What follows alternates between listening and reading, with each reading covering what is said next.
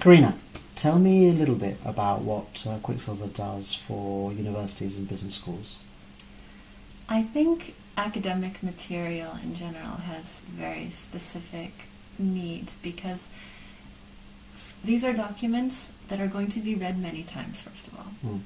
They're going to be reviewed internally by the client, then they're going to go to the professors who wrote them, then they're going to go to students over and over and over again. And sometimes these are even products being sold to other schools. Right. And they're going to be purchased. And so it's, in a way, the requirements are even more strict than in other areas. So the need for quality is just, it couldn't be higher. It couldn't really be higher.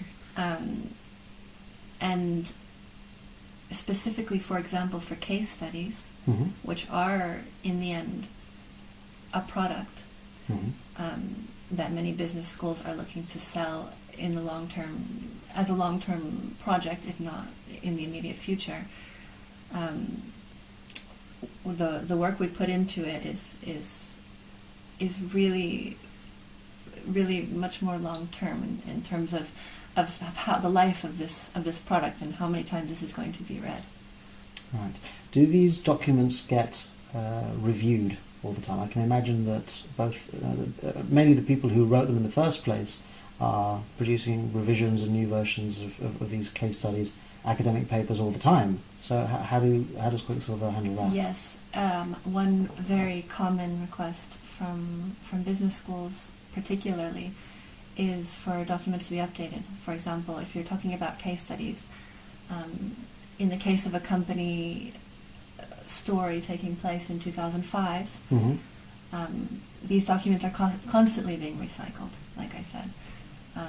So many revisions are carried out for these documents. The professors look at them again and again, and we're sent back changes, usually with track changes that we have to put into the other language, that need to be edited, and so it's an ongoing process. Do you have to work with university style guides for this type of these types of projects? Yes, absolutely. Not only the institutional style guides, so a university or a business school might have their own style guide, or they might be following a style guide that's shared by a group of universities. For example? For example, in universities in Catalonia, there is an inter-institutional style guide that specific universities like to use. And on top of that, many universities also request that a specific publication be followed. So, for example, the Chicago Manual of Style, the Associated Press, also, for example, references. They have their own requests for how they would like their references to be formatted. Oh, is that something Quicksilver does too? Oh, absolutely. We spend a lot of time formatting references. And it's which is more difficult than it sounds, I'm guessing. It's actually more time consuming than translating, I'd say, absolutely. Right.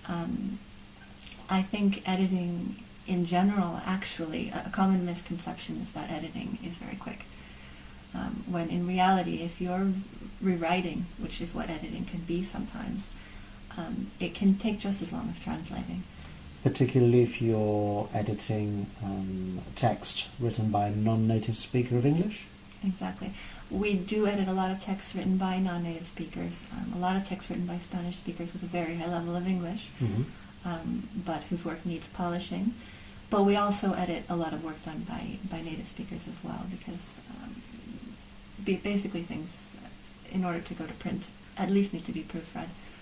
And in the case of some publications, for example, a book that's going to be printed, we recommend a few rounds of proofreading.